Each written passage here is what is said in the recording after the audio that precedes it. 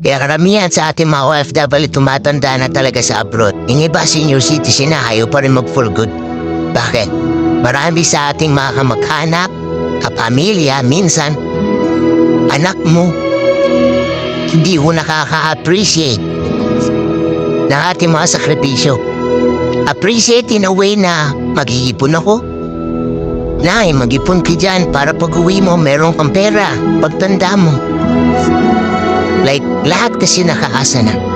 Teka lang, huwag mo sasabihin lahat. Oo, alam ko hindi lahat.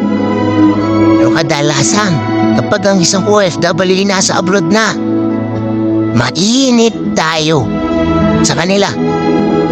Pero pag wala na tayo, na itutulong sa kanila, ganito na lumalabas. Tumanda ka na sa abroad, wala ka man lang naiipon. E paano makakaipon ko lahat tayo nakasandal sa kanya? Diba? Di wala na siyang pambili na mga gusto niya dahil instead na ikainin na niya, susubo pa niya sa inyo.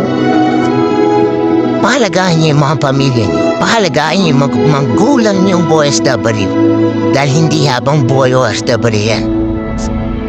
Tsaka lang kayo iiyak kapag wala na yan. Tsaka nyo lang marirealize